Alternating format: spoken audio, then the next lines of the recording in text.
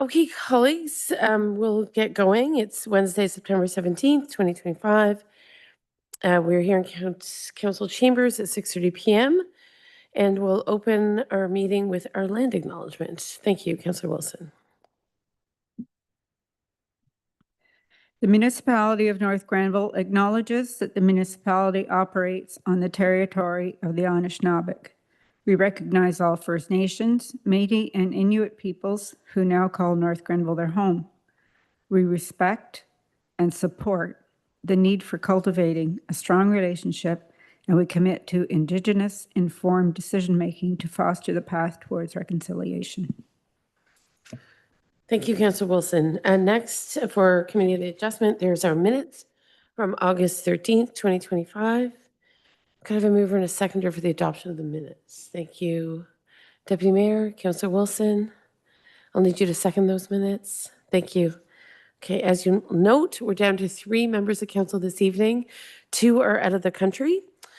So you've just got the 3 of us. So I'll ask for any comments or questions in regards to the minutes. Seeing none, I'll call the vote. All in favor? Excellent, that carries. So disclosures of interest, colleagues, any declarations of perceived or real financial benefit or loss arising from tonight's meeting? Not seeing any. Okay, so we just have one item on the schedule for our committee of adjustment, and that is in regards to a public hearing for River Road. So I'll now read the legislative script. The Committee of Adjustment will now hold a public meeting to consider application number A0925 on the lands located at 2147 River Road, Part Lot 21, Concession 1, Geographic Township of Oxford-on-Rideau, now the Municipality of North Granville, to reduce the front yard setback, interior side yard setback, the setback from the regulatory flood line, and increase the lot coverage with conditions to permit Mr. Mosher, what's the size of that? 60 meters squared. 60 meters squared, accessory structure. The hearing is your opportunity to provide any feedback on this application, and the committee, of course, welcomes any questions you may have. We encourage anyone attending this evening to do so at this public meeting, as the Planning Act rules suggest the public's ability to voice objections later in the process may be limited if written or oral comment is not submitted. An appeal may be filed to the Ontario Land Tribunal by the applicant, a specified person, or a public body. Ms. Debbie Wood is here, as always, as our Secretary-Treasurer. Any persons who wish to receive notice of the committee's decision can, of course, address Debbie. And I believe we do have the applicants and colleagues here this evening. Is that right? Oh, okay. Your Worship. So the applicant's online. So the agent for the applicant. Yes. Understood. And there are members here from the public. Is that correct? For a later meeting. Oh, for a later meeting. Oh, not this also meeting. on River Road. So yes, but a different River Road. Yep, gotcha. All good. Now I understand. Okay. Thank you for that clarification, Mr. Mosher. So with that in mind, we'll go to the report. And Mr. Mosher, is that yourself or Ms. Martin? That would be me tonight. Okay. Well, thank you. Okay, fantastic. So as mentioned, this is a request to allow an accessory structure to be reconstructed at the subject property. And this would locate a previous structure that was in the floodplain outside of the floodplain. We could go to the next slide, please. The lot itself is quite undersized, as you'll see soon. And so in order to locate this structure outside the floodplain and on the lot, several variances are required. And those would be a variance to the front yard setback, where 12 meters is required down to 1.5. A variance to the interior side yard, down to 3.8 meters, where 6 meters is required. Waiving the setback from the regulatory flood line. Normally that's 15 meters, but we'll just say that it's not applicable to this specific application. And then increasing lot coverage to 20%, where the maximum is 15%. If we could go to the next slide, please. So the subject property is located about 3 kilometers west of the County Road 44 River Road intersection, and it's adjacent the Rideau River. It has access to River Road via access easements, which you can see in this image that kind of go in an L shape out to the road itself. This property is designated flooding and erosion, floodplain hazards, rural, and is adjacent to a provincially significant wetland. And it's currently zoned flooding and erosion protection, and rural. If we could go to the next slide, please. So this shows it in a little bit greater detail. And the area that I want to draw your attention to is, you see the words floodplain zone on this image, and you see the address 2147. Thank you, Mary. And so the structure that they're going to be building, if you see it, it's shown as being 23 meters from the normal high water mark of the Rideau River itself, coming out into this rural zone. And you can see on this map the extent of the floodplain, this sort of like wave just to the north of the structure. So previously there was a structure located at this property and it was fully within the floodplain zone. So once that structure was removed, there was a desire to reconstruct, and in order to do that and to obtain all necessary permits from conservation authorities, there was the ability to locate outside the floodplain, and so they're choosing to do that and locate in the rural zone, which is why variances are required to the interior side yard, which shows 3.8, to the front yard setback, where it shows 1.5, and to lot coverage, because it's going to be a slightly larger structure within that rural zone. I think we can go to the next slide, please. The application is for a great room. At least that's what's indicated on some of the application materials to us. And this would be not a structure that's a dwelling, more like an accessory structure. Think of it like that. So it would be subject to site plan control, as is required for waterfront lots. And there's some conditions that staff would recommend if this great room or accessory structure is approved. And we can go to the next slide, please. So besides the site plan agreement, we would ask that there be clauses within it that there are no on-site sewage systems. Number one, it'd be very difficult to facilitate those on-site with proximity of other systems, location to nearby wells. And number two, we've received a bit of conflicting information. That's why I say great room. And some drawings show dwelling, some drawings show great room or accessory structure. And so staff just wants to get a clean set of drawings that is very clear that it's an accessory structure or a great room, but not a dwelling. And so those would be the two conditions that we'd have. Next slide, please. We did receive comments from agencies as this application was circulated in accordance with the Planning Act. That includes a letter of no objection from the RVCA. And it should be noted that the applicants have received the regulatory permit to construct this 60 meter squared structure from RVCA. We received an email from the building division noting the incorrect labeling of drawings, and that's why this condition that I referenced before is coming in.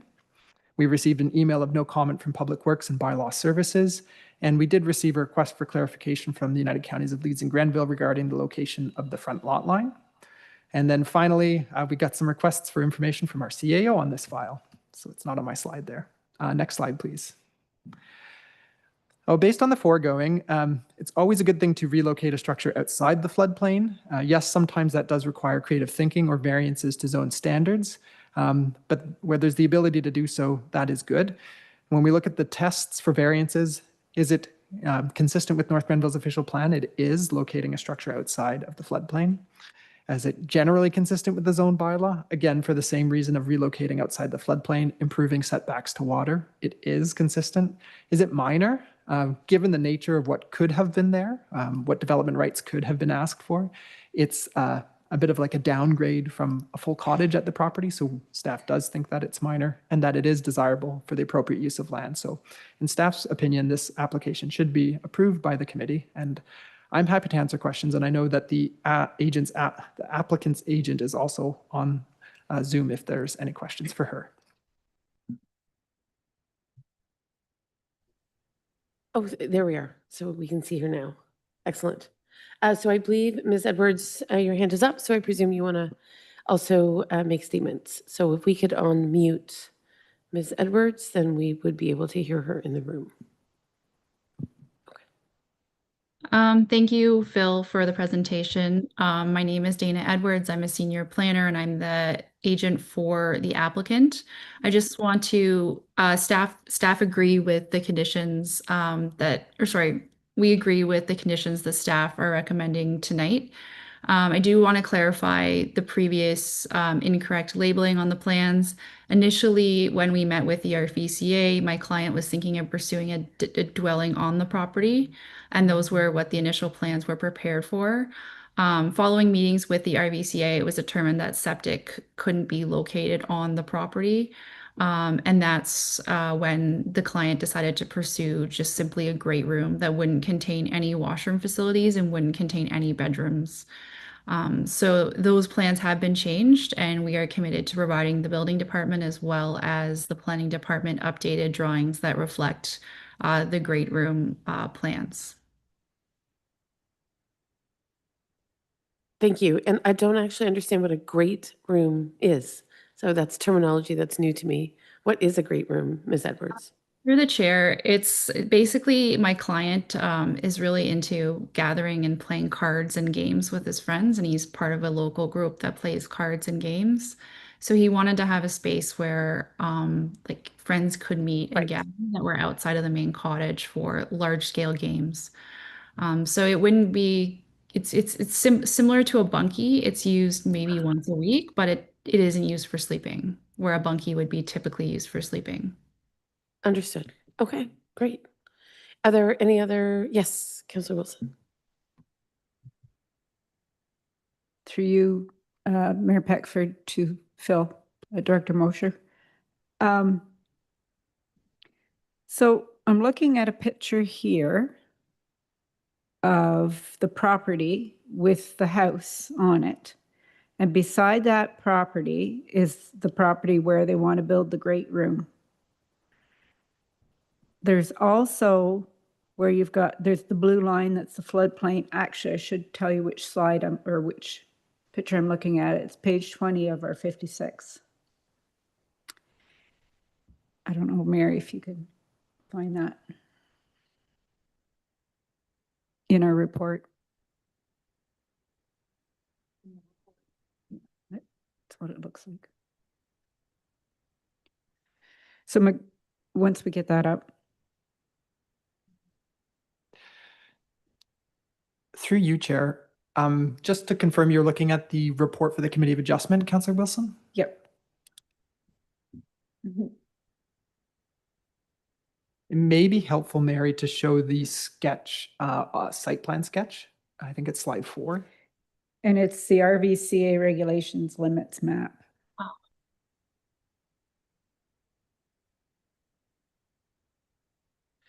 Bear with me.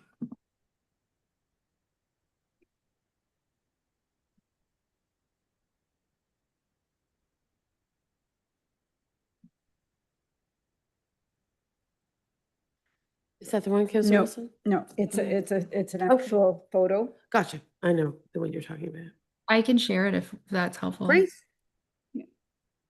Do you want the applicant to share it? She seems to have it on her screen. Okay. Okay. Ms. Edwards, you're welcome to Yeah. do that. Okay. I've requested permission. I guess I'm not allowed to share. Sorry, I don't have the permissions. Mary, if you access the planning rationale attachment, you'll be able to find. It's page 19. Yeah. Sorry.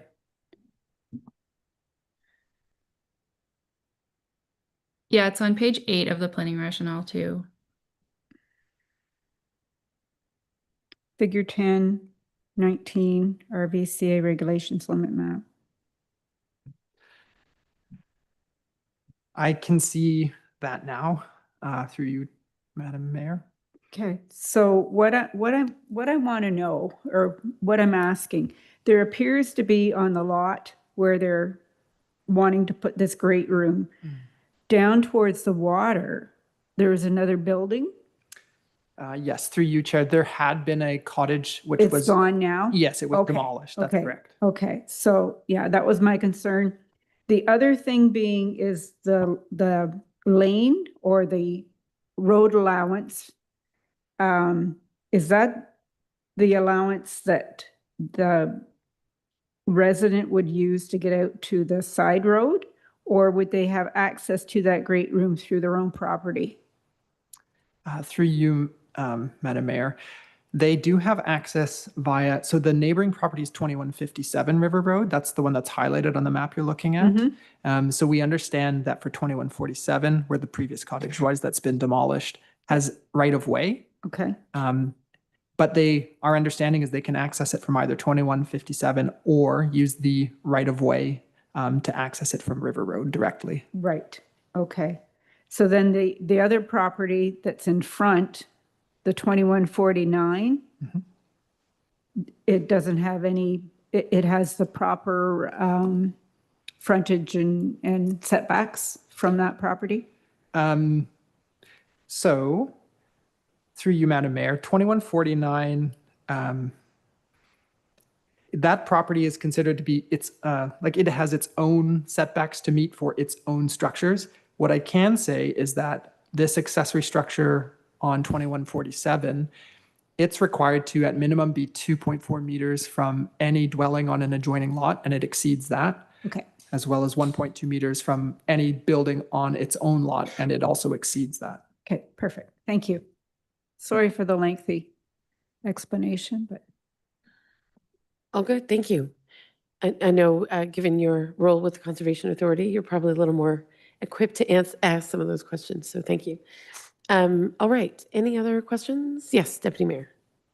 Thank you, Madam Mayor. Through you to Deputy Director Mosher. Under the conditions, there's an agreement to acknowledge that the structure is unserviced, containing no washroom fixtures or on-site sewage. I noticed the building that's being demolished is referred to as a bunkie. Are there any restrictions in terms of it being used as an overnight dwelling or that type of thing? Or is that allowed, or should that be mentioned as a condition? Through you, Madam Mayor, and there would be no permission for it. It's something that could be mentioned within an agreement. It's likely that it just possibly would happen from time to time. It's at the will of the committee, really, if you want to suggest adding any other conditions. I'm not suggesting it. I'm just noting the fact that it's replacing a bunkie. That's all. And I think fundamentally, I'm gathering the concern was servicing the building through septic, right? So obviously, as a gathering place, of course, from time to time, people may choose to be there for a longer duration. But I think and what I'm hearing you say, Mr. Mosher, is that apart from the considerations around septic, it more or less meets all of the parameters, and we're generally good to go. Is that right? Correct. Okay, excellent. So with that, colleagues, are there any other questions? I think it's great that so many people in North Granville are so enthusiastic about various recreational and leisure activities. So it's nice to see that this is another example where people can, on their own property, come together and enjoy all sorts of things. So I'll look, I think, for a motion. Sorry, Mr. Mosher, I've lost the motion momentarily. I believe we have to close the public meeting. Is there, sorry, before I do that, can I ask the applicant's agent, is there anything else they wish to add? No, not at this time. Okay. So we don't have, you folks are here for the subsequent applications, my understanding? Okay. So with that, then we'll close the public meeting. And we'll move, is there anything else I need to do? Okay. So then we'll look for the motion, and maybe Mr. Mosher, just for efficiency, you can read it for us. Thank you. Sure. So moved by somebody and seconded by somebody that the Committee of Adjustment approve application A-09-25 for 2147 River Road, being an application to construct a 60-meter squared accessory structure with the following variances. That the front yard setback be 1.5 meters, whereas the minimum required front yard in the rural zone is 12 meters. That the interior side yard setback be 3.8 meters, whereas the minimum required interior side yard is 6 meters. That the setback from the regulatory flood line be waived, whereas a 15-meter setback from the regulatory flood line is normally required. That the maximum lot coverage be 20%, whereas the maximum is 15%, and subject to the following conditions. That the applicant enter into a minor site plan control agreement regulating development at the subject property. The agreement will include acknowledgements that the structure is an unserviced structure containing no washroom or fixtures and no on-site sewage system, and that the applicant provide revised plans to be included as part of the minor site plan, which demonstrate the nature of the structure and indicate its unserviced status. Excellent. Thank you for doing that on my behalf. So I'll look to Council Wilson. Are you willing to move? Okay, thank you. Deputy Mayor, willing to second? Okay. Seeing no other comments or questions at this stage, colleagues, I'll call the vote. All in favor? Good. All right. Well, that one carries. Thank you so much, Ms. Edwards, for being here. We certainly appreciate it. Thanks for taking the time. Thank you. So with that, colleagues, we only had one item on our Committee of Adjustment schedule, so we will look for a motion to adjourn. Ms. Woods, thank you, Deputy Mayor. Councillor Wilson, you'll second adjournment, and we're adjourning at 6:53 p.m. And I will call the vote. All in favor, please. Excellent. Thank you. So we will now move on to our council meeting. And of course, there is a planning item rather, on our council agenda. But as always, colleagues, I do want to bring your attention to a couple of things before we call the meeting to order. However, I'll ask one more time as we convene our council meeting as distinct from our Committee of Adjustment meeting at 6:53 p.m. Deputy Mayor, would you mind reading the land acknowledgement? Sure. The municipality of North Grenville acknowledges that the municipality operates on the territory of the Anishinaabe. We recognize all First Nations, Métis, and Inuit peoples who now call North Grenville their home. We respect and support the need for cultivating a strong relationship, and we commit to Indigenous-informed decision-making to foster the path towards reconciliation. Thank you, Deputy Mayor. So, of course, at this stage, it's a very busy time in the community, as we now know. So just a couple of highlights. Our NG Transit commuter service began on September 15th.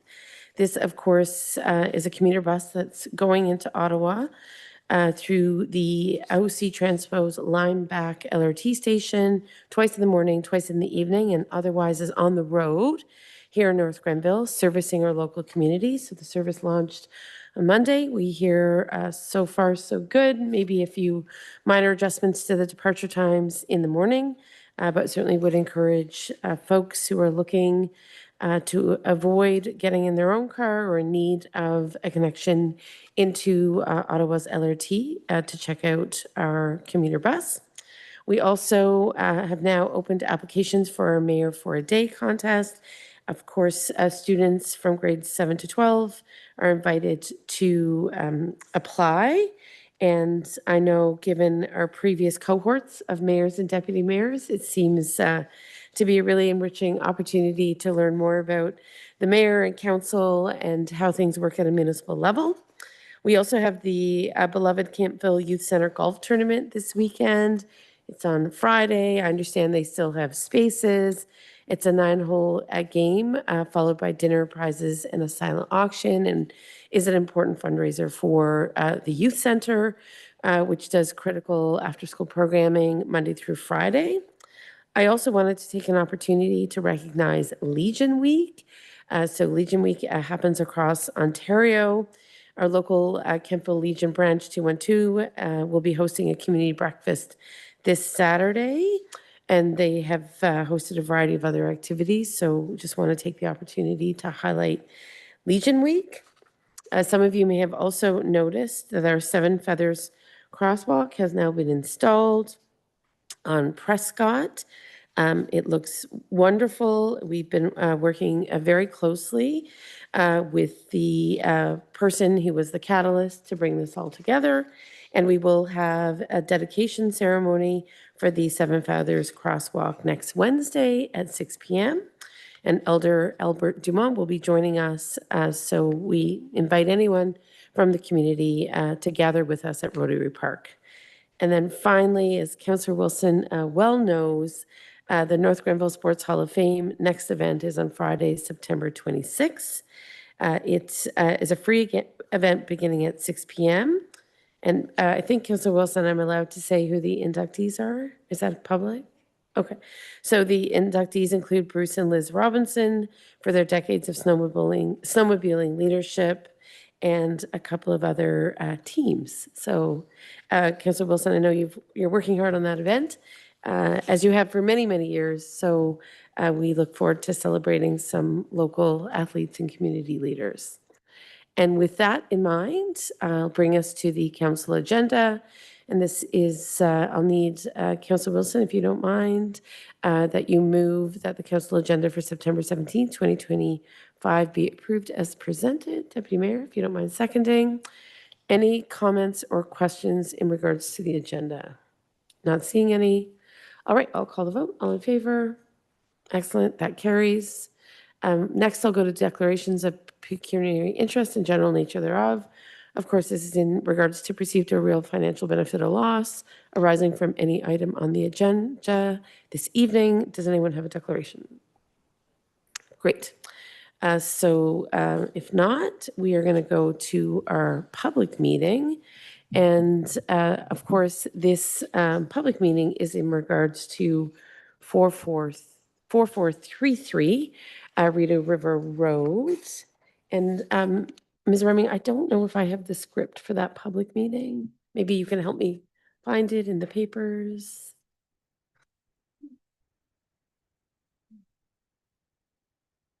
I don't know, Mr. Mosher, if you have it.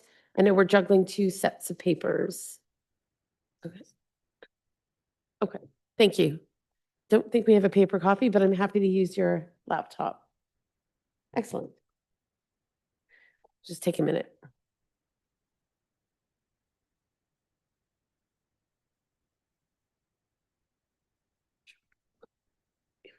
Okay, council will now hold a public meeting to consider an application for lands located at 4433 Rideau River Road, Lot 14, Concession 8, Geographic Township of South Gore, now the Municipality of North Grenville, from rural to rural exception zone, RU74, to permit a contractor's or trades establishment as an additional permitted use, and to specify locations of landscaped open space, open storage locations, and fencing requirements. This meeting is obviously your opportunity to voice any objections or concerns you may have with respect to the proposed zoning bylaw amendment. If an appellant does not provide oral submissions at the meeting or written submissions before council adopts the proposed amendment, the Ontario Lands Tribunal may refuse to consider the objections. Anyone wishing further notice of council's decision should approach the planner following the adjournment of the meeting. So I understand that there are people here for this application, including the applicant. Is that right? Okay, excellent. And is there anyone else online from what we understand? No. Okay, thank you, Mr. Mosher. So with that, I'm looking to, is it Mr. Mosher? Are you doing that overview? Thank you so much. Thank you, Madam Mayor. If we could go to the next slide, please. Thank you very much. So this application is seeking retroactive relief for an illegal 1,200 square foot contractor's yard or trades establishment. And staff would also be recommending some additional measures that weren't actually asked for in the application, but these would be to ensure compatibility of the operation within its existing context. If we could go to the next slide, please. So the subject property is, as the mayor stated, 4433 Rideau River Road or County Road 19. It's located about 2.5 kilometers north of the County Road 43, County Road 19 roundabout, near to the Rideau River, which is located west of it, and you can see on this image, but not near enough for the floodplain policies or environmental setbacks to be triggered by this application. This map shows that it is zoned rural, and you can just see a little piece at the northwest corner that is floodplain, but all buildings and structures are located well away from that.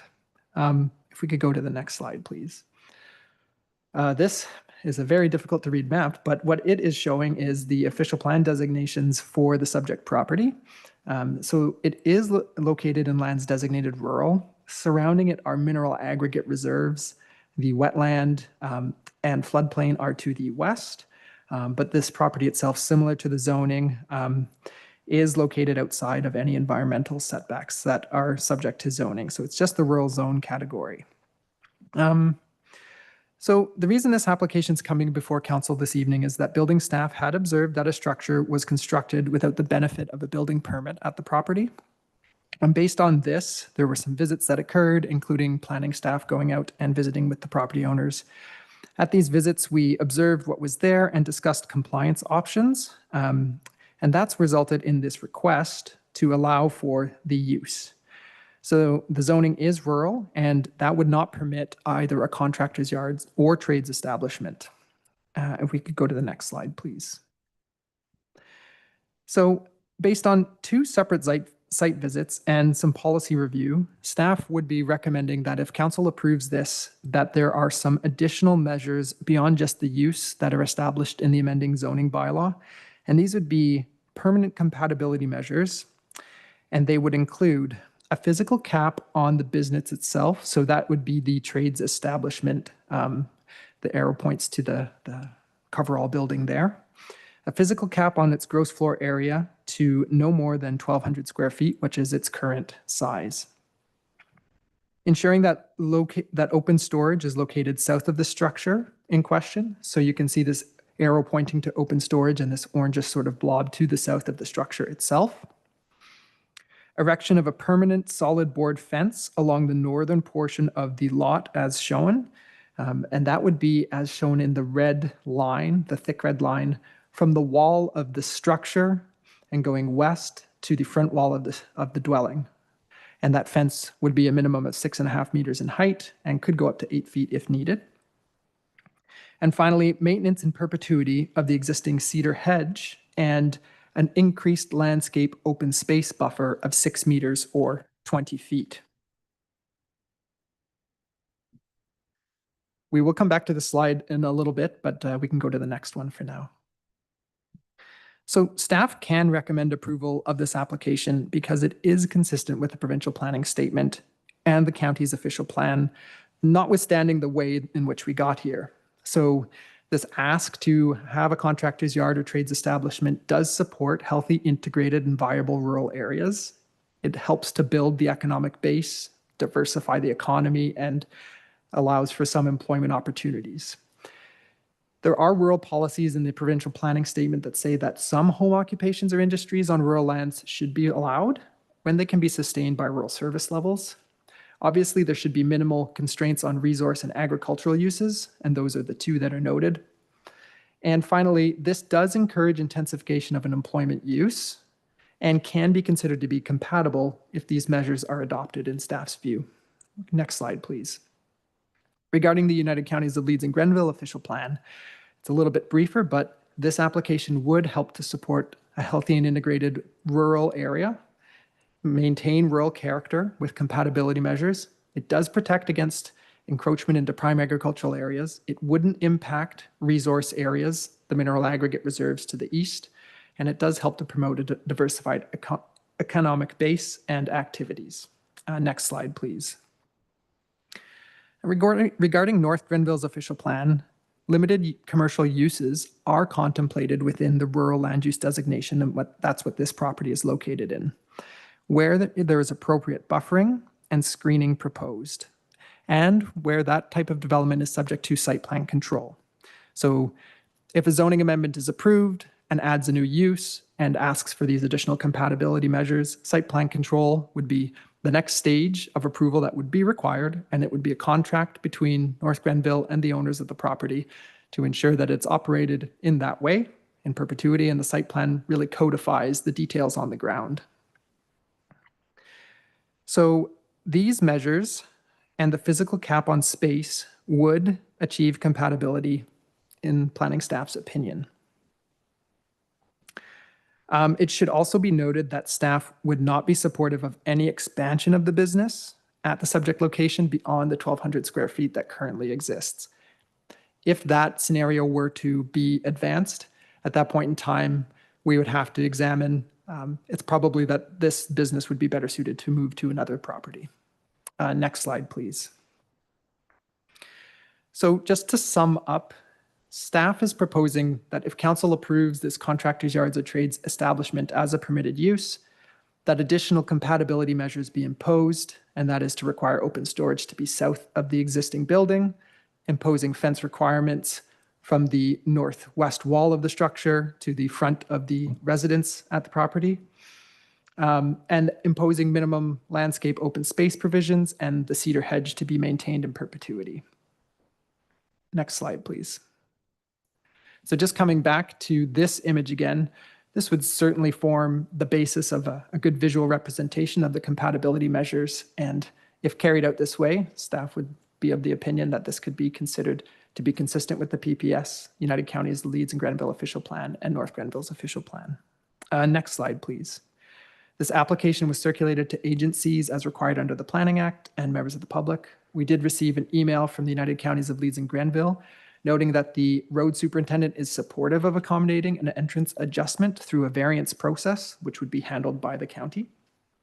We received a formal letter from the Rideau Valley and Septic Office noting that the proposed additional use would not create any impact to natural hazard. Further, they didn't have an objection, and the Septic Office noted that the applicants are requested to submit additional information relating to the septic system to confirm appropriate compliance. Finally, an email also from Enbridge Gas that they do not object to the application, but they reserve the right to amend or remove development conditions. Next slide, please. Internally, we received an email of no comment from Bylaw Services and an email from the Building Division noting that, of course, a building permit has been received, and that if this amendment is successful, they would have to receive that permit in order to become legal. Next slide, please. So based on that, it is staff's recommendation that council approves the change of use with the compatibility measures proposed. Thank you. Thank you very much. I appreciate the overview. And Mr. Mosher, just before I go to my council colleagues, what is the activity on site? I'm not sure it's been identified in the report. Thank you, Madam Mayor. It's a cabinet making business. Gotcha. Okay. And with that in mind, so the process right now is council has the opportunity to ask questions of Mr. Mosher and potentially of the applicant. And then I guess we'll take it from there. So I have a few questions, but I would defer to council colleagues, of course, in my capacity as chair for any follow-ups with Mr. Mosher. Deputy Mayor. Yeah, thank you, Madam Mayor. Yeah, I have some questions to the applicant as far as the history, of the building, like when the property was purchased and when it was. I assume that what I would call a Quonset hut, but has been described by Mr. Mosher as a coverall building. I imagine that was erected, but if you could come down, I would appreciate. I think you have to read Yes. in to get it on the record. You need to be down speaking to the microphone. Thanks.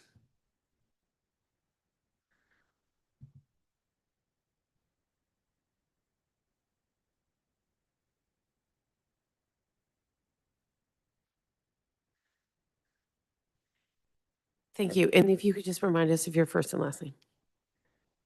Your first and last name. Arthur Nault. Right. Thank you, Arthur. Appreciate that. Go ahead. Thank you, Mr. Knoll. When did you purchase the property? You're not the original owner.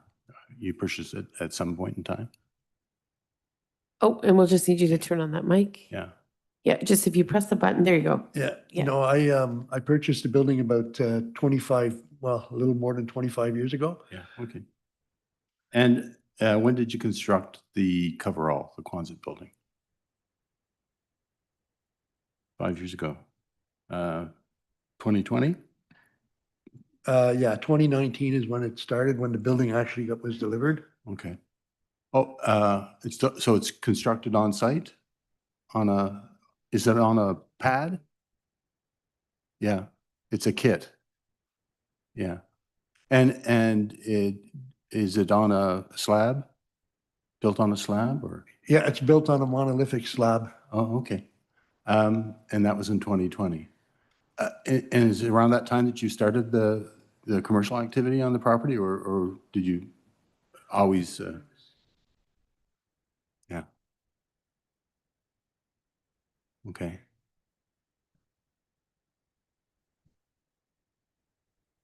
Right. And why did you decide to place the structure there? Oh, I see, okay, I'm sorry.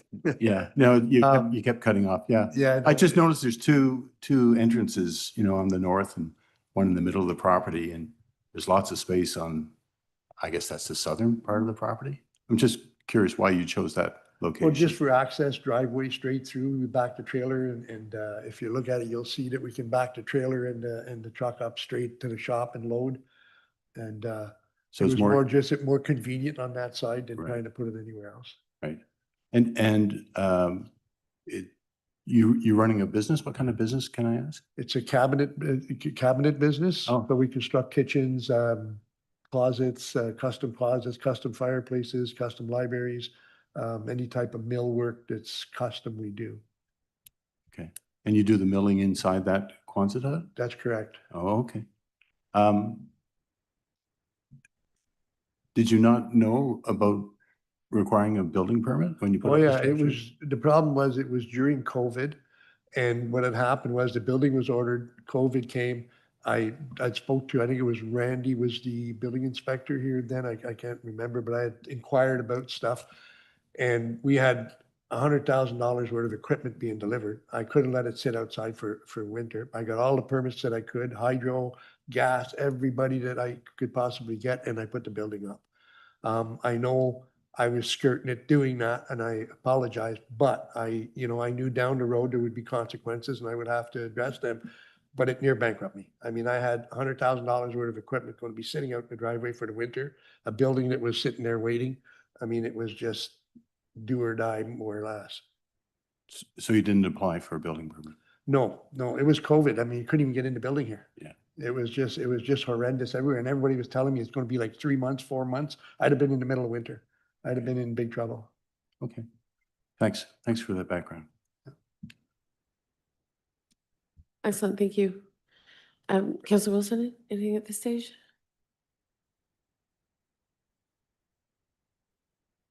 I'll defer to you first, Madam Mayor, and then I might have a follow-up question. Councillor Barkley has asked the questions that I was going to ask also, so thank you. Thank you.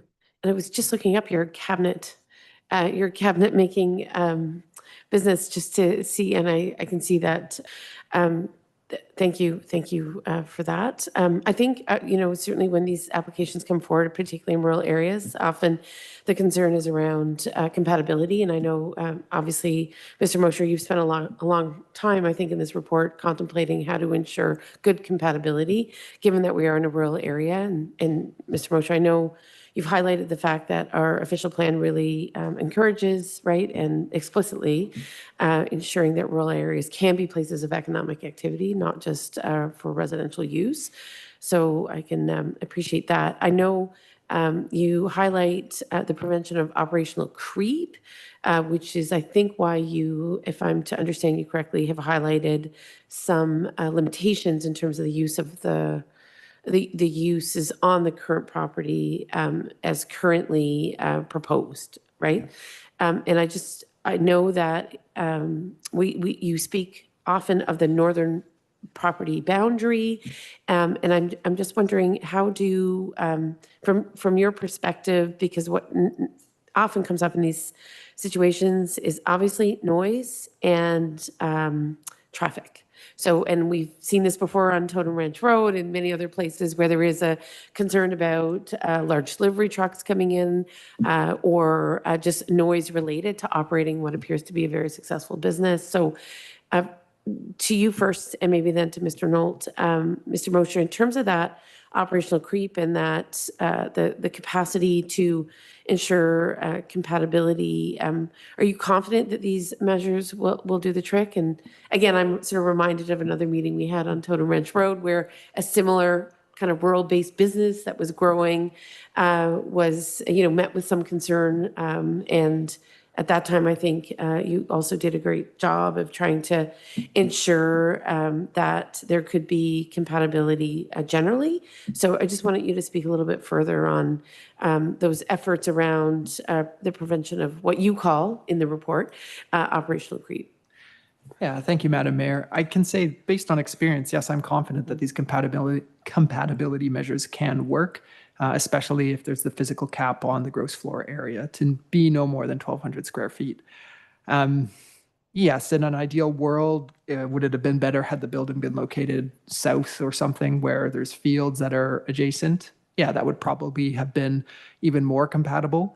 But we have seen these types of businesses exist in even more dense residential style neighborhoods, even in rural areas. And these types of compatibility measures have been successful there. Regarding the noise, it is regulated by the noise bylaw. And so any business has to comply with those noise bylaw requirements in terms of hours and operation and propensity of the noise. And so yes, I am confident in the measures that they'll work. I'm confident as well because of site plan control as a tool that serves as a contract to be able to be on the property and deal with some of those details in a finer way. And Mr. Knoll, do you have anything else to add in that regard? No, other than thanking Don Lewis and Mr. Moyer himself for helping us navigate through this. No, I'm good. And then Mr. Mosher, I lost this point as you were speaking. It's lots of material and you prepared a very fulsome report and we appreciate that. When it comes to, you noted a second entrance or a county sanctioned entrance. I don't think I understand which entrance of which you speak. Thank you, Madam Mayor. So we were concerned initially when we first met with Mr. No and his family that he could potentially be able to do something that was consistent with official plans, but was not able to get the proper entrance permit from the United Counties. It's County Road 19, so it's their road. But our understanding was, through correspondence from Elaine Mallory, that the road superintendent has visited and is satisfied that the type of entrance that's needed for the business is able to be permitted by the County Road Authority. So we were waiting for that final piece, and we did receive confirmation of that. When I look at that map, the entrance of which you speak, which one on the proposed development? I believe it's the north one. Mr. that No can correct? correct that. Yes, that's correct. Okay. Yeah. So you have a separate entrance for sort of your commercial activity? Yeah, and that's the north entrance is the commercial entrance. The other one is our private driveway for our home. We live there as well, so. Right, of Yeah, course. yeah. And then inevitably, it's noise, as Mr. Mosher is highlighted, is something that I think is often one of the biggest concerns. And I know typically, I think on occasion, the municipality has struggled to regulate violations of noise, or I guess it's a complaint-driven process, if I'm not mistaken. Maybe, Mr. Knoll, you can give us more indication of your business hours. Our business hours are generally from 8 to 5, Okay. 6 o'clock being the latest. Yeah, And as far as noise, we have a CNC machine, which is relatively a quiet operating machine. It's a router that just cuts doors and stuff. The edge banding machine is the other one, and then vacuums it, and that's it. If you're standing about 10 feet from the building, you can hear nothing. okay. And your, how many employees do you have currently? We have currently 4 employees. Okay, excellent. And then, so they're working largely within the building, is that right? Sorry, Oh, I'm so sorry. They work within the building itself? They're working in the shop? yes, we have, well, they work on site as well as in the building. We have 2 people generally in the building, my son and a laborer, and then everybody else is pretty well on site. Okay, okay. Great, thank you. That helps me better understand that aspect of it. Councilor Wilson, Deputy Mayor? Deputy Mayor, go ahead. Thank you, Madam Mayor. Through you to Deputy Director Mosher. It seems to me compatibility, as the mayor mentioned, is something that we're always dealing with. And sometimes it's 2 businesses out in a rural area. The equine facility and the dog kennel comes to mind. So you mentioned in your presentation that the use is not allowed according to the provincial policy statement, although some are allowed because it's zoned rural.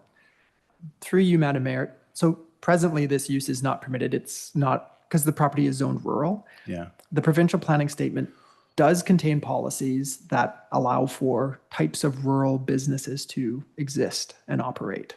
So I apologize if there was confusion there Yeah. because, yes, no, the provincial planning statement does contain those policies, and it's on slide. I believe, Mr. Mosher, what you were suggesting is that without the undergoing the zoning amendment process, the current use isn't allowed because the That's proper zoning hasn't been sought. It would be zoned rural something or other. Right. So the ask, well, the ask is to add these uses. So it would be an exception zone, a rural Right, with an okay. exception. Yes. RU-74. Right, Mhm. okay. Not just rural.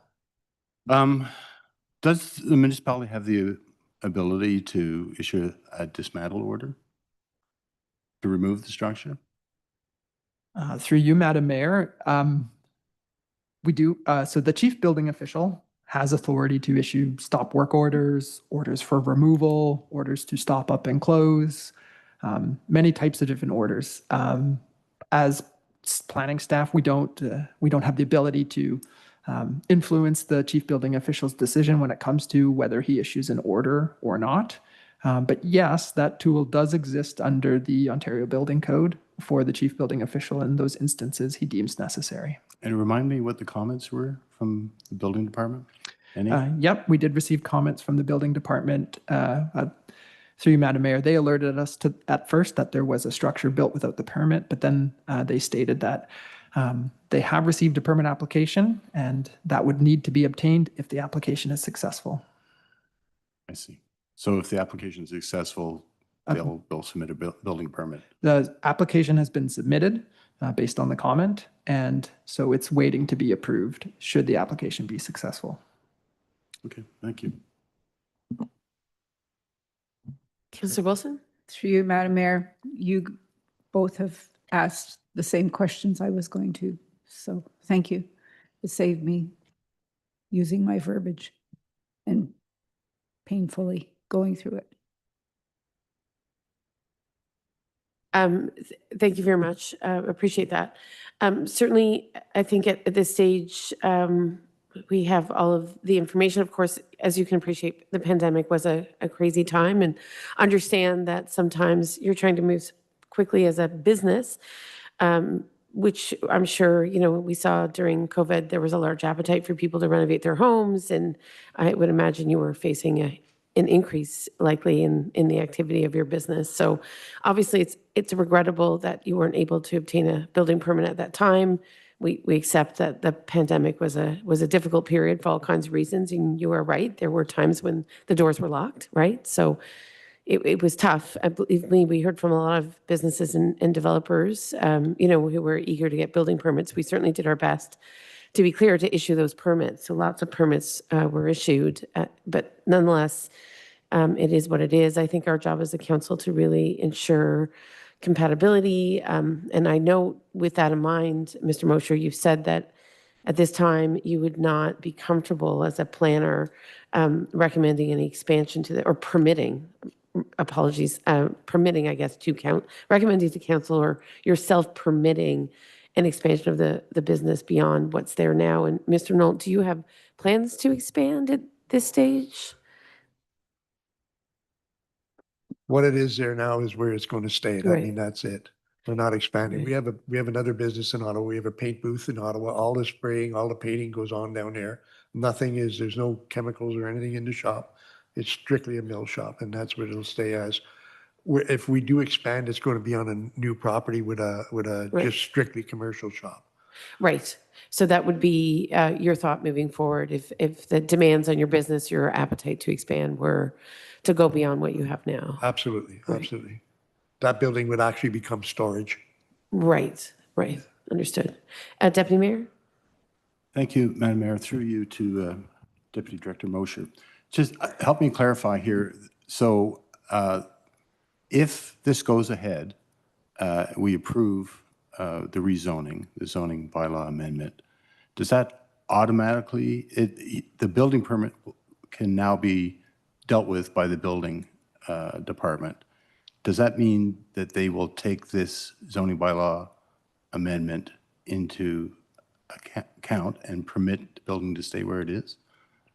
Even though, you know, if he had originally applied, sorry, to qualify that, if he'd originally applied for a building permit back in 2020, would they have approved it where it is? Through you, Madam Mayor. I know you can't speak for them, but I'm asking you to. I can't, but what I can say is if this type of business was, if somebody came in and said, I want to build this thing, here's the use, at that size and in that location, at that point in time, staff would have had to say, you know, presuming it goes through its proper zone review, it's not a permitted use. If you want to do that, you're going to have to go and ask for a zone amendment to allow for it to be there. So that would have been the mechanism. In terms of the process, so if this application is approved by council, there's obviously a 20-day appeal period. Following that, or during that time, staff will contact the notes to work with them on the site plan process, that contract piece, about making sure that that's in place. When the zoning is approved and there's no danger of any appeals, and the site plan control agreement is in place, they would be considered to have their planning checks. And at that point in time, building department, if all applicable law was satisfied for their review, would be able to issue a building permit retroactively for the structure to exist where it is as it is. Just, Madam Mayor, yeah, just a follow-up. And would the building be inspected to make Yes. sure it was constructed properly at Yes. that point? And if it wasn't, what would happen? Through you, Madam Mayor. So because it's already a constructed building, they may have to rely on engineers to confirm details. It's difficult to open up walls and things like that. So there are other processes, but there's ways that folks can demonstrate compliance with the building code, even if the typical inspections that would have been required had not been completed at the timeline that would have been asked for.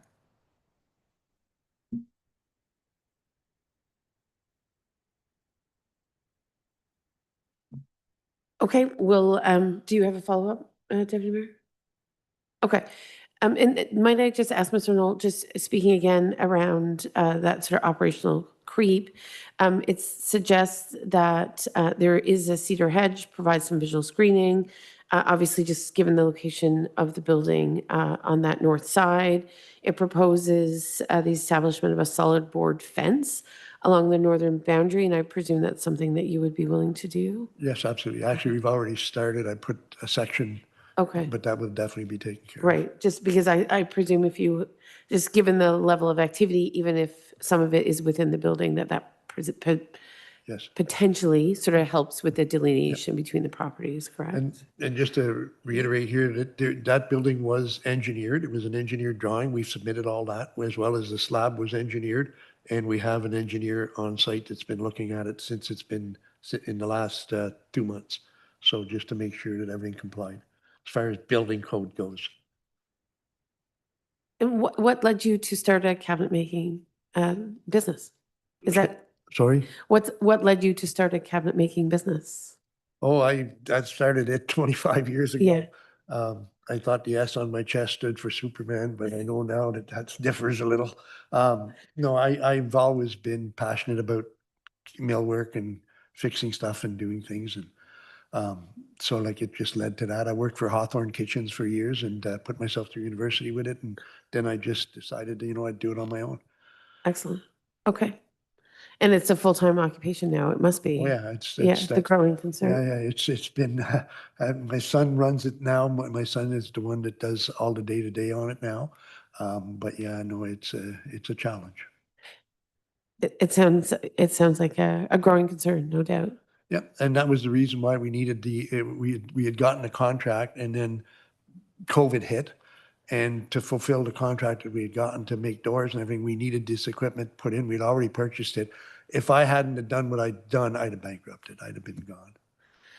And as you've seen the business grow, have you thought about relocating it outside of your own property? Oh, absolutely. We've looked at a few spots. We looked at one on just off here, like beside the, I forget the name of the road, I'm sorry.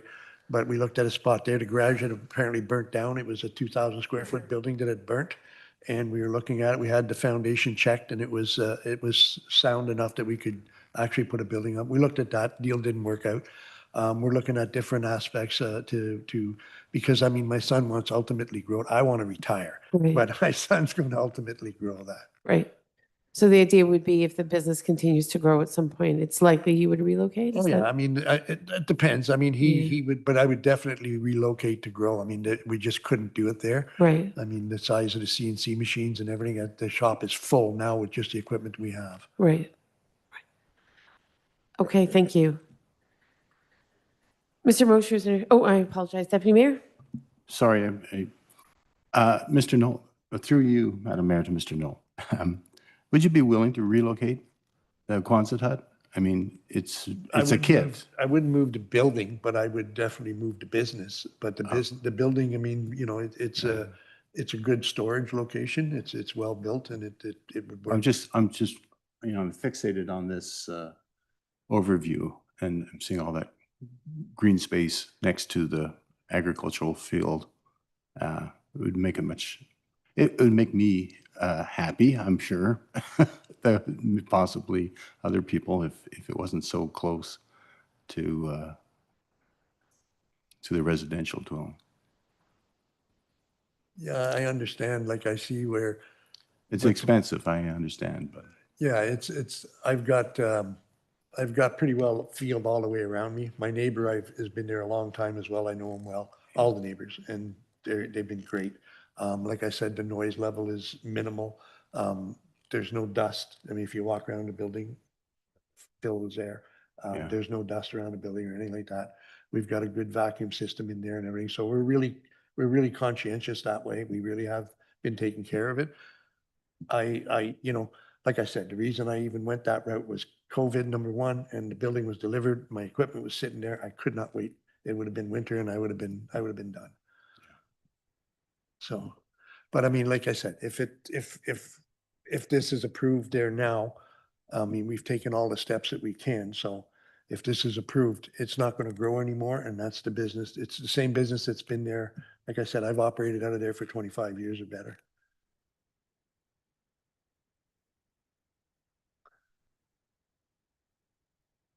Mr. Mosher, is there anything else you wish to add? Councillor Wilson?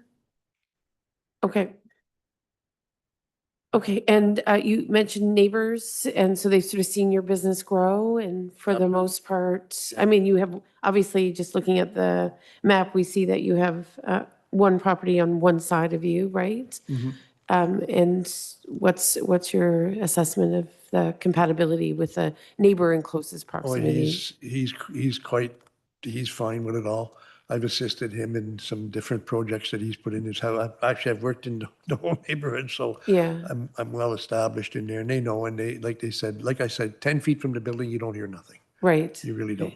So there's no really encroachment on the neighbors. They've said it. If we didn't know it was there, we wouldn't know it was Right. there. And most of the activities, so when you talk about the machinery in the building, is there any activity on the outside of the building in None. terms of the cabinet making? None other Right.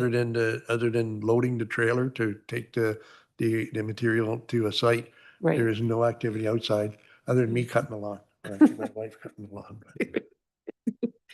And how many deliveries would you imagine you have a week in terms of supplies? Sorry. Oh, I apologize, it's me. Do you have a lot of deliveries onto the site? A lot of the stuff we bring in, like we pick up and bring in, because deliveries out there are very expensive, and usually they come in maybe twice a month. We'll get a delivery there of something, but most of the stuff is per later. It's small vehicle. It's not really a large, like there's no tractor trailers or anything like that. So it's limited. Right, gotcha. I know on Totem Ranch Road, that was an issue that emerged, was that sort of concern about as the business grows, Yeah. the level of activity and the number of larger vehicles, commercial vehicles coming off and on the site for supplies, et cetera, can accelerate over time. So, Yeah, and most of the deliveries would be run in with a Moffett. Like they would just, it's a loader that they pick up the actual material right at the road and bring it up to the shop. So there's no traffic interference, and I got lots of room there as far as it goes to drive in and out. right, gotcha. Gotcha, because you have that sort of semicircle, right? So it That's goes in one way and out the other? That's correct. Yeah. Right, okay. And the counties didn't note any visibility issues, Mr. Mosher? So that seems to function well. All right. Okay, colleagues, I think all my questions have been asked. So at this point, I think we are concluding the public meeting. Mr. Mosher, I think that's the next step, correct? Yep.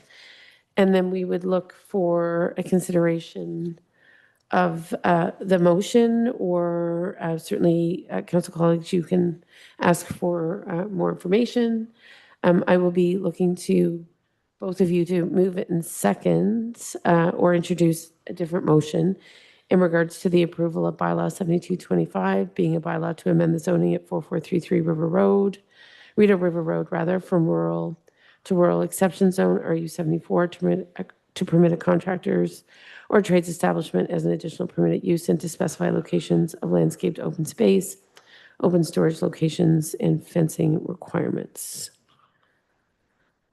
Is anyone willing to move that motion at the present time, or do you need more information? I do not see a mover. Okay. So in the absence of mover, the motion wouldn't move forward for consideration. Colleagues, if you feel like you need more information, then I would say a motion to defer certainly could be considered at this time. Of course, it's at your discretion. Or I think those are options at this time. Mr. Mosher, Ms. Rumming? Okay. So is there an appetite to defer the motion then? No. Okay. So then I need some advice on how we move forward or we do not move forward. So if we don't consider the motion at this meeting, what happens, Ms. Rumming or Mr. Mosher? Through you, Madam Mayor. So if a motion is not posed by council this evening, then that would be considered a non-decision in terms of the Planning Act. So any process that would fall after that, I would defer to planning staff to respond to. Through you, Madam Mayor, if it's a non-decision, then it's considered to be a refusal. I see. Okay. So one can defer, or if council colleagues don't move forward with the motion itself, then in effect is a refusal, correct? Okay. Okay. Then with that in mind, if we don't have a mover and a seconder, and if there is no appetite to defer at this stage, I don't see an appetite to defer, then the motion doesn't proceed. And council colleagues, no appetite to defer on this one? No. Okay. Why don't we take, so procedurally, I just need to be clear in my head, so maybe we can just take a couple minutes, if that's okay? Ms. Remy? Okay. So then I'll look for a motion to take a brief pause. And I'll look to someone to, thank you, Councilor Wilson, Deputy Mayor. Okay. All right, so we'll just adjourn for a few minutes, just so I'm clear procedurally. Thank you. Thanks. Thank you.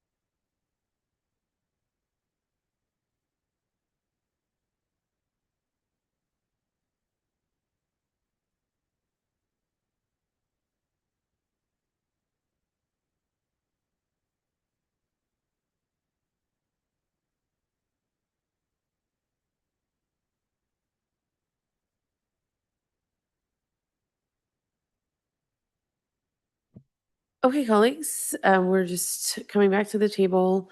We've just dealt with item ZBA 0925 in regards to the rezoning of 443 Rideau River Road. We did not have a mover and a seconder to advance this file and approve the zoning amendment. So again, council can choose to defer, or we will just move on to the next item. Councilor Wilson. I would like to motion to defer. Okay. Excellent. Do we have a seconder for deferral? Okay. Deputy Mayor chooses to defer, to second a deferral, rather. And what's your proposed timeline for a deferral? 30 days? What would we have under the Planning Act, Mr. Mosher? Where are we at? You have 120 days to make a decision. I think the application was originally submitted in July.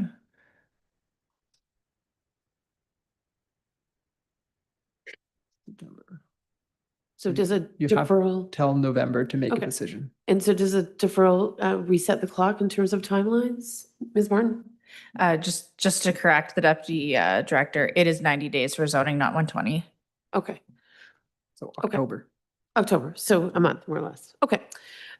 If in fact the deferral proceeds, okay. So the motion's on the table. There's only 3 of us. I'm going to call the vote on deferral. All in favor? Okay. So that carries. So obviously, we thank our planning staff. We thank the applicant. I think there are some questions to be answered. So Mr. Mosher, I believe will follow, or members of council will follow up in regards to getting some additional information that may assist with the decision-making this evening.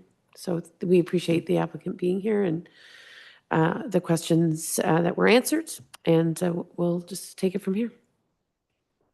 Mr. Mosher, is there anything else I need to say at this juncture? The deferral is carried. Thank you. I think just staff would just appreciate understanding what you'd like brought back within that month. I think that would be helpful as we speak with the applicants. Indeed, Deputy Mayor. I would like to see additional mitigation of the, what I would call lack of compatibility, whether that is such things as sound insulation inside the Quonset hut or a longer fence or something. I would love to see it not be so close to the property line of the neighbor, but if the applicant's not willing to move the structure, then anything else that we can do to make it more compatible. Mr. Knoll, might I ask, because I don't know if I caught the nuance in your answer, if you had to relocate the structure to the other side of the property, is that viable? I'm sorry?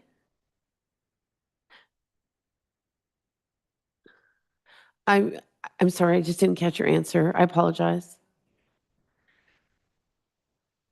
I know you're not feeling well, so apologies, but it would be helpful if you were on the record, because this may be a critical component of how council sees the matter. If I had to move the building, I couldn't do it. I'd be bankrupt. I don't have the ability to do that right now. Maybe in a year from now, but I don't have that ability right now. Things have just started to move in the right direction. As you can imagine, the amount of money we had to put out to even put that into process. That being said, yeah, I was hoping for a favorable vote and tried to follow all the, it's already drained a lot of finances from us just to bring it to this point. So anyways, that's where I stand on it. Okay, well, that's additional information that is important for council to have. So through a deferral process, it will come back to this table in about 30 days. So 30 days? Yep.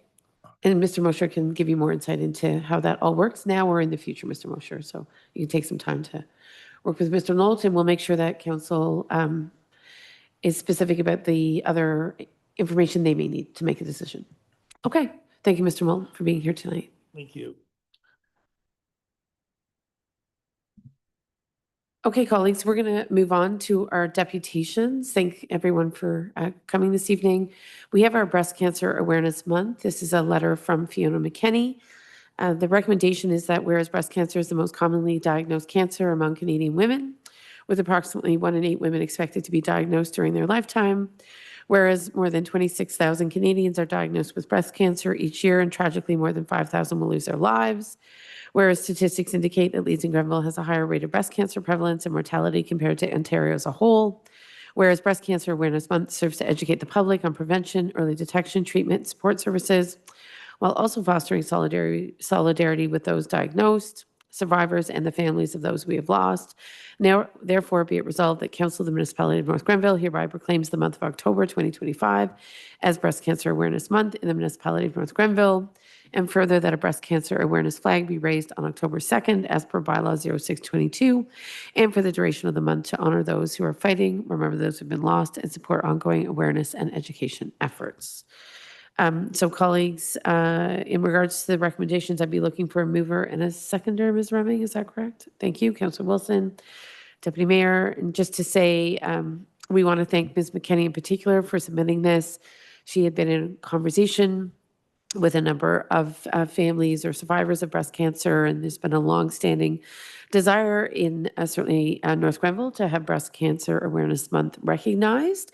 So thank you to Ms. McKenney for reaching out to the clerk's office and getting this on our agenda. I know that we look forward to raising the flag and certainly recognize how many individuals have been affected by breast cancer in our community and Canada overall. So I don't know if you have any other comments or questions in regards to the deputation? None? Okay, so then we'll call the vote. All in favor, please. Thank you. That carries. Next is Franco-Ontarian Day. And colleagues, you'll remember that we've been marking this day, I think, ever since we've been part of council, and I understand it was marked prior to this council's configuration. So the recommendation is, whereas September 25th of each year is recognized across Ontario as Franco-Ontarian Day, commemorating the contributions of the Franco-Ontarian community to the cultural, historic, social, and economic fabric of the province, whereas September 25th marks the 50th anniversary of the Franco-Ontarian flag, first raised in Sudbury in 1975, which has since become the official emblem of the Franco-Ontarian community.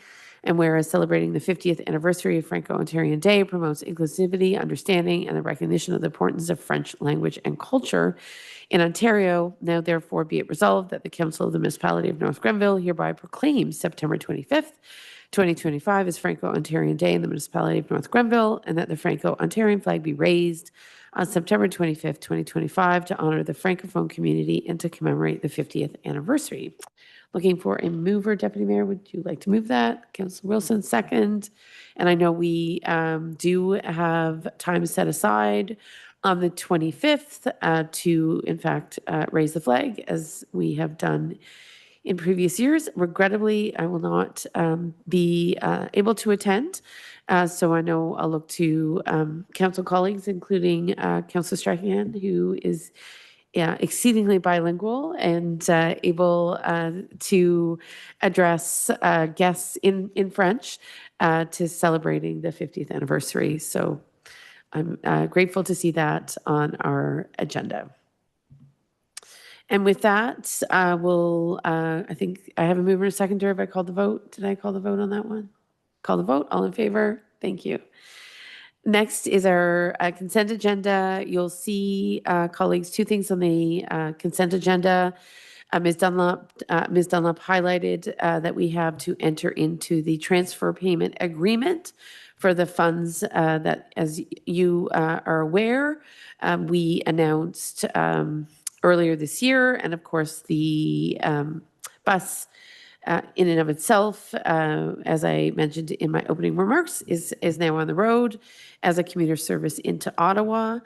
Should you wish to remove this item from the consent agenda, Ms. Dunlop is more than equipped to answer any questions you might have. And the other thing on our consent agenda is our minutes of previous meetings. So would you like to move the agenda as identified in regards to our consent matters, or would you like to amend them? Councillor Wilson? Deputy Mayor? Okay. So then we'll look for a motion to adopt the consent agenda as presented. Okay. Councillor Wilson? And I'll call the vote. All in favor? Great. Thank you. Next, we have just our confirmation bylaw. There is no one left in our chambers this evening. We have no motions, other motions identified or notices of motions. Can I ask colleagues, is there a notice motion that I'm not aware of? Okay. And then we'll go to our confirmation bylaw in regards to proceedings this evening, and that is that bylaw 73 to confirm proceedings of council at its regular meeting held on September 17th be adopted as passed. Councillor Wilson, do you mind moving? Deputy Mayor, will you second? And I'll call the question. All in favor? Great. And then adjournment, and that is the regular meeting of council adjourned at 7:56 p.m. And I'll look for a mover and a seconder for that one. Councillor Wilson, thank you. Deputy Mayor, seconds. And I'll call the question. All in favor, please. Thank you. And our meeting is adjourned. Thank you.